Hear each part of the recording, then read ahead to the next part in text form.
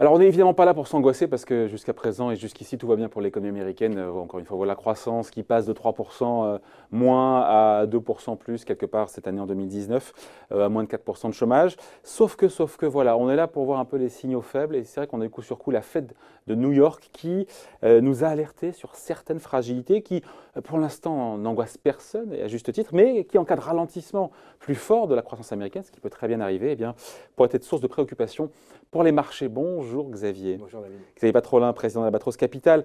On parle de quoi On parle déjà de la dette des jeunes Américains. Apparemment, c'est la Fed de New York qui nous dit, voilà, ça retrouve des sommets. Le montant total des prêts qui leur sont octroyés, c'est un peu moins de 1500 milliards de dollars.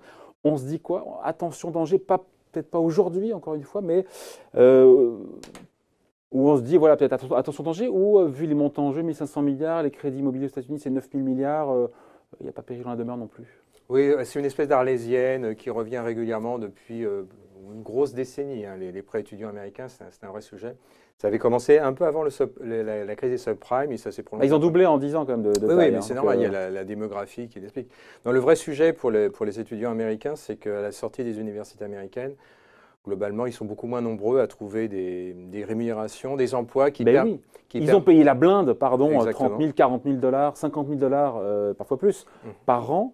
Et quand ils n'ont pas le job suffisamment bien payé derrière pour rembourser. Absolument. Donc ça, c'est le cœur du sujet. C'est le cœur du sujet et c'est ce qui fait d'ailleurs que ça a des conséquences assez importantes.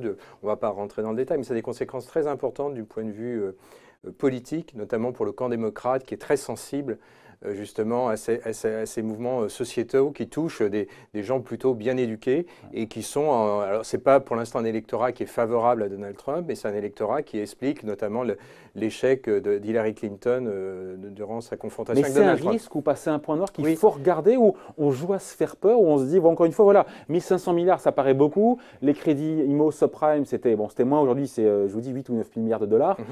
Qu'est-ce qu'on se dit? On se dit que ça peut mal tourner?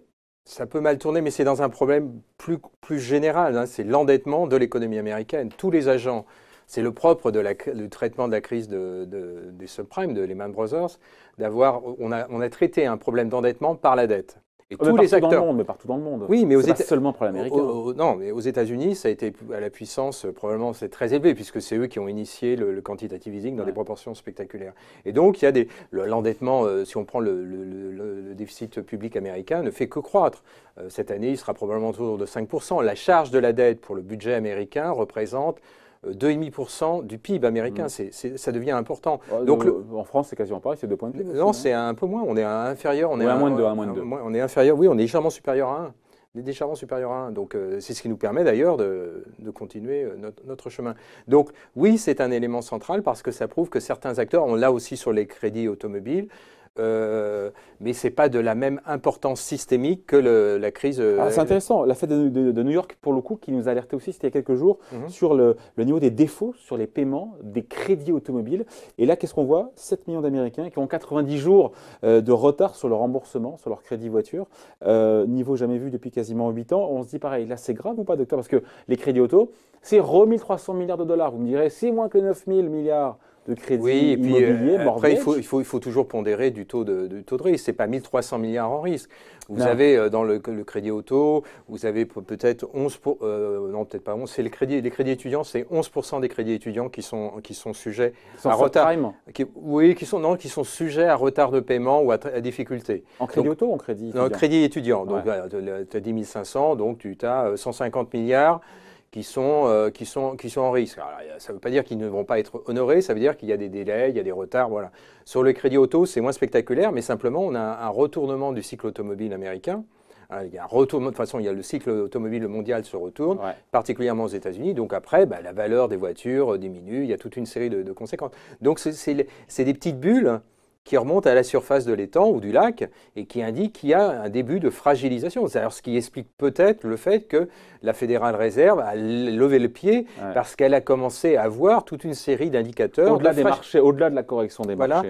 Au-delà de la correction de fragilisation parce que les coûts de financement n'étaient pas en adéquation avec la situation bilancielle. Ça peut devenir problématique ou pas encore? Pour l'instant, quand on a 2,5 de croissance aux États-Unis, ça va. Si ça se retourne et qu'on va vers un petit 1 ou un 0% de croissance en 2020, oui, 2021, là, pour le coup, les petites bulles, elles sont problématiques. Et là, elles peuvent effrayer les marchés, pour le coup. Voilà, exactement. C'est plus la même chose. Hein. Là, j'ai du mal à répondre à ta question. Il suffit qu'il y ait un taux de sinistralité qui d'un seul coup dérive sur 1 ou 2 trimestres, qui mettent en risque un ou deux acteurs de financement, notamment pour le secteur auto ou pour les prêts étudiants. Et à ce moment-là, on peut avoir un enchaînement, mais qui sera relativement contrôlé parce que les encours sont de proportions beaucoup moins importantes que dans le cas de la crise de Lehman Brothers. On n'est pas du tout dans la même dimension. Ça ne veut pas pour autant dire qu'il ne faut pas les intégrer. Et la vigilance, notamment de la Fed de New York, mais pas uniquement, nous dit qu'au-delà des chiffres faciaux de croissance du PIB américain, il y a quand même une précarisation d'une partie de la société américaine. Il y a aussi le même problème sur les crédits à la conso. On pourrait passer en revue les crédits à la conso. On voit d'ailleurs que le secteur immobilier s'est retourné. Et pourquoi il s'est retourné? Il s'est retourné parce qu'il y a un problème de solvabilité. Le coût de financement, si tu veux acheter une maison aux États-Unis, tu veux emprunter sur 30 ans, il faut pouvoir déjà le faire, c'est globalement les taux doivent être entre 4,5 et 5%. Or, sur les 10 dernières années, ils se sont plutôt situés entre 2,75 et 4. Donc, cette translation du coût de financement pour le secteur immobilier américain a tout de suite une conséquence sur le secteur immobilier. Sur le secteur auto, il y a un retournement, il y a une précarisation. Chez les étudiants, eh bien, il y a une espèce de la classe moyenne, mais y compris la classe moyenne dite supérieure, celle qui aspirait, enfin ces étudiants qui aspiraient à trouver des jobs intéressants, se retrouvent avec comme on l'a dit tout à l'heure, à travailler chez Amazon, à faire, si j'exagère, magasinier ou à travailler dans un McDo. Et donc c'est totalement en inadéquation avec la charge d'intérêt qu'ils portent de leurs études passées. Donc, endettement global au plus haut, 13 500 milliards de dollars. C'est encore une fois la Fed de New York qui a refait ses calculs.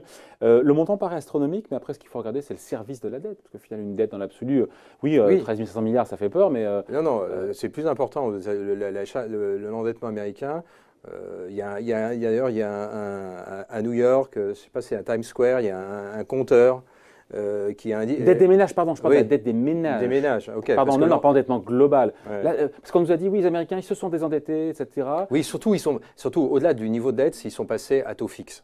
Ça, c'est la grande thérapie du quantitative easing, c'est d'avoir basculé des taux variables à taux fixe. Et évidemment, ça remonte, on est tranquille. Voilà. Donc, il n'y a pas de sujet. 13 500 milliards de dollars de dette des ménages américains. Oui, d'ailleurs, ils se sont plutôt désendettés. Globalement, ils ont un taux d'épargne qui a plutôt cru. Par rapport à la situation qui prévalait avant Lehman Brothers. Donc là, le risque, c'est le risque agrégé pour l'économie américaine et notamment pour l'État américain. Et là, on rentre dans une zone, tous les congressistes américains, même s'ils n'en parlent pas pour ne pas faire peur.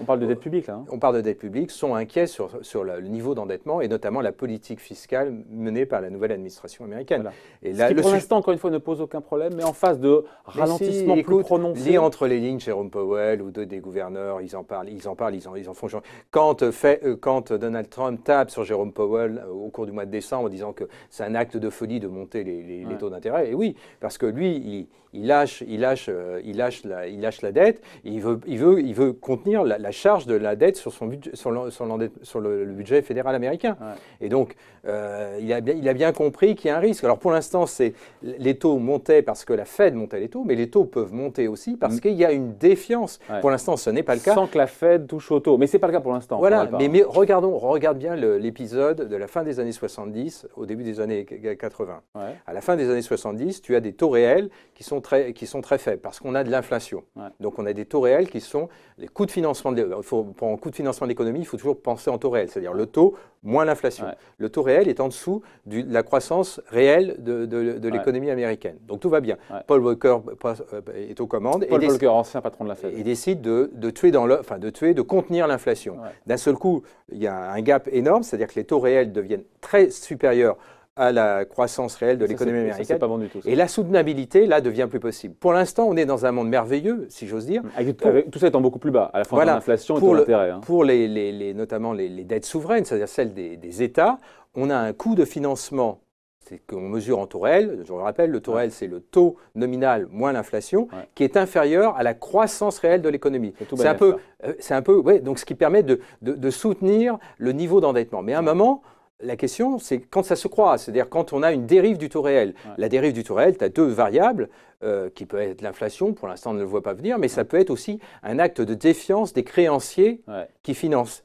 Et là, Qu'on ne voit pas, qu'on ne voit pas. oui, qu'on ne voit pas, mais ces petits sujets qui sont en train de remonter, c'est autant de signaux envoyés à l'égard des décideurs économiques américains en leur disant détrompez-vous, la situation en apparence est pas mal, embarquée, croissance, tu l'as dit, réelle à 3, mais qui est probablement en train de décélérer, mais on a toute une série de petits pans de la société américaine qui sont en train de dériver. On a eu la même chose à la fin de l'année dernière sur notamment les crédits high yield aux États-Unis qui ont dérivé massivement. J'ai entendu Eric Cheney, je crois, il y a 2 jours, il disait non, qu'il n'y avait pas eu de souci. Ben si, sur le high yield américain, ça a complètement collapsé. Ils se sont pris 300 points de base en coût de financement. D'ailleurs, il n'y a eu aucune introduction en bourse, aucune émission high yield. Ça explique cela, il y a un Et voilà, donc il y a un sujet. Il y a un sujet, mais qui est, voyez, tu vois, qui est c'est des petites bulles. J'aime bien l'image des petites bulles qui remontent à la surface. C'est des petites risées, et ça peut vouloir dire que quelque chose de plus important arrivera ultérieurement. Ouais. Voilà, mais on n'est pas encore là. On voulait vous en parler. Voilà, donc merci pour ce point de vue, explication signée Xavier Patrolin,